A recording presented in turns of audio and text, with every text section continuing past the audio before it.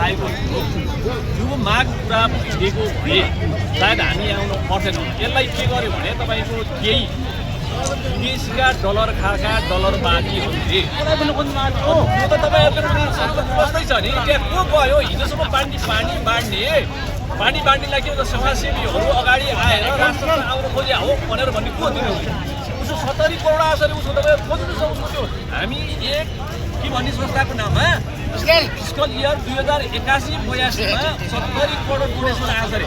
कहाँबाट आएको यो मिडियाले खोज्नुहोस् क्या तपाईँहरूले हो त्यो कुरोलाई तपाईँको केही ठुला मिडियाहरूले धुलीजिमा घुमाइदियो क्या 360 सर्लक्कै घुमाइदियो।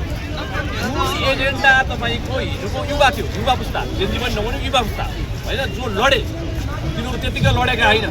अब यहाँ मिडियाले ठुला कुरा के गर्ने भने ठुला मिडियाले जेन्जीको माग केही पनि थिएन, यही सत्ता परिवर्तन केपीको ठाउँमा तपाईँको 70 वर्ष बुढी सुशीला कार्की, म सुशीला कार्कीलाई च्यालेन्ज दिन्छु यार तपाईँहरू आउनुहोस् एग्रिमेन्ट गरौँ 82 को चुनावले युवा शान्ति र युवाको माग हुन्छ भनेर उनले प्रमाणित गरेछ र भयो भने म त्यो टिहरमा आएर हुन्निन्छु सेरिन्छु हजुर च्यालेन्ज हो।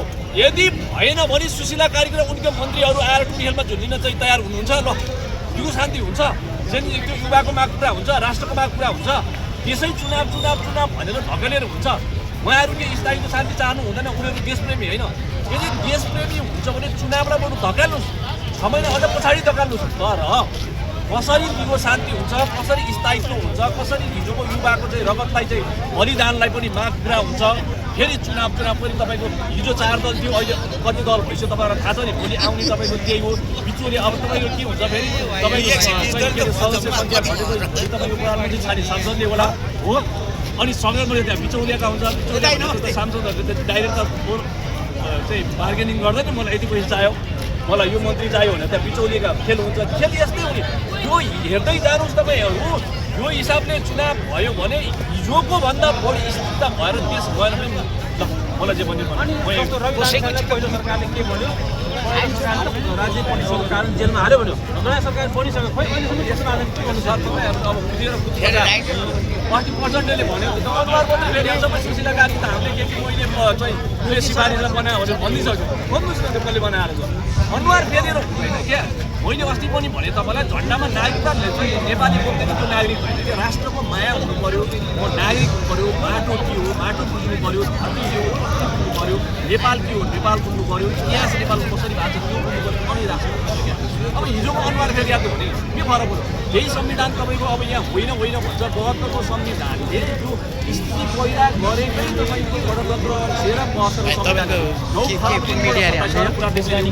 देशमा बनेको सङ्घमा कति तपाईँको चाहिँ के अरे भ्रष्टाचार छ तपाईँहरूले बुझ्नु। अहिले त्यो वन समिति भनेर यहाँ यति चरम भ्रष्टाचार छ, यति चरम त्यहाँ तपाईँको चाहिँ उपभोक्ता समिति तपाईँको 75 रुपियाँ क्युबोटलाई चाहिँ त्यहाँ ठेकेदारलाई दिएर चाहिँ 32 रुपियाँ बेच्दछ, 16 बेच्दछ।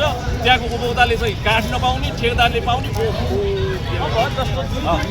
आन्दोलनले सम्पूर्ण ध्वस्त बनाउन सक्यो। तर तपाईँले वर्षौँ लागिसक्यो अहिलेसम्म एउटा काम गर्न सक्नु भएको छैन। होइन वर्षौँको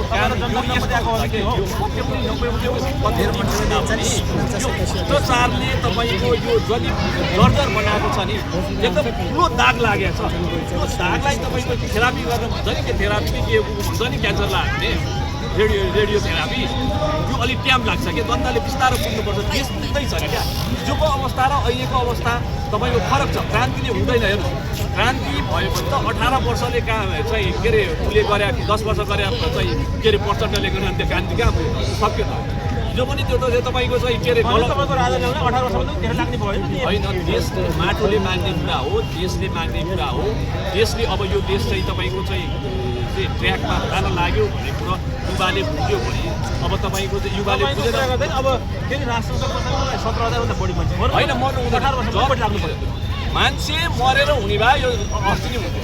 यो तपाईँको 65 तिर्छ 5 वर्षपछि भइहाल्छ क्या। मान्छे मर्नु हुँदैन, मान्छे जनता मर्नु हुँदैन। कोही जो जनता मर्यो हो जनताले बुझेर यो चाहिँ राष्ट्रको लागि यो देशको लागि राष्ट्रको एउटा अपरिहार्य चिन्ह छ होइन।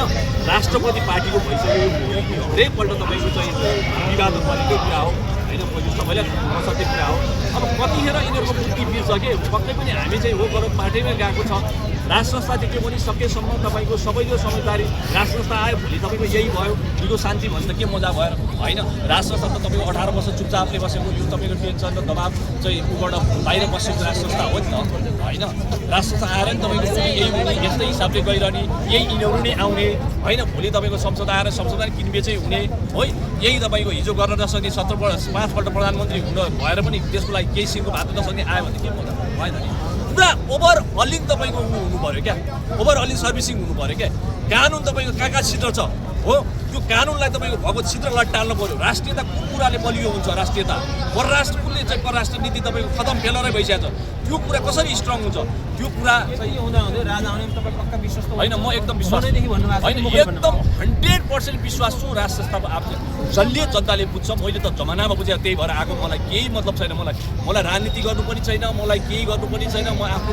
कर्म गरेर श्रम गरेर खाने मान्छे हो हेर्नुहोस् होइन मलाई राज संस्था आएर भोलि मलाई राज संस्थाले केही पद लिएला कि त्यो मतलब छैन भोलि हिन्दू राज्यको नाम भनाएर रोटी राजनीति रोटी के खायो खाएन त्यो त मलाई 5 पैसा मलाई चाहिँदा पनि चाहिँदैन म मलाई पनि आफै कमाउँछु होइन म राष्ट्रको लागि आएको हो राष्ट्र एकदम अहिले गलत चाहिँ ट्र्याकमा गइसक्यो भने त भदौ चाहिँ 23 र 24 गतेबाट झन् प्रश्न भयो नि हाम्रो आँखा प्रश्नै भइसक्यो क्या हिजो पर्दा पछाडि थियो अहिले पर्दा अगाडि आइसक्यो भनेको भदौ र 23 र 24 गते प्रश्न पारिसक्यो भनेपछि देश बचाउनलाई देश बच्छ कि देश यो चाहिँ तपाईँको पुर्खाहरूले धेरै ठुलो बलिदानले होइन बलिदान गरेर बचाएको देश हो यो विश्वमा एकमात्र यस्तो राष्ट्र हो जो स्वतन्त्र दिवस मनाउँदैन एकदम नष्टै छ त्यो 100% होइन ढिलो चाँडो चाहिँ तपाईँको आउनु चाहिँ आउँछ नआइकन त हुनु कि म अहिले पनि भन्छु कि देश खुल्याप्स हुन्छ कि राज संस्था हुन्छ ल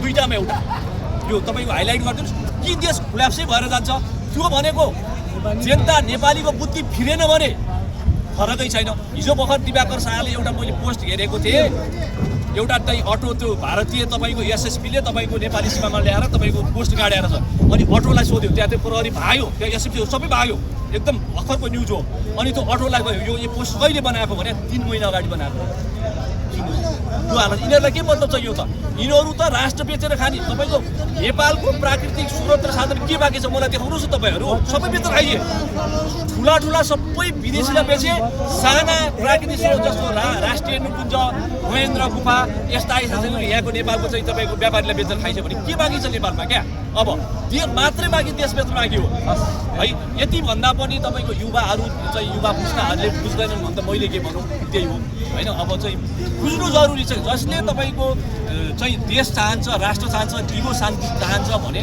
त्यसले माटो बोक्नु पर्यो त्यो चाहिँ राष्ट्र संस्था एउटा राष्ट्रतन्त्र भनेर राष्ट्र संस्था एउटा अभिभावक भूमिका राष्ट्र संस्था चाहिन्छ यो एकदम अपरिहार्य कुरा हो यति भन्दै समय दिनुभयो है।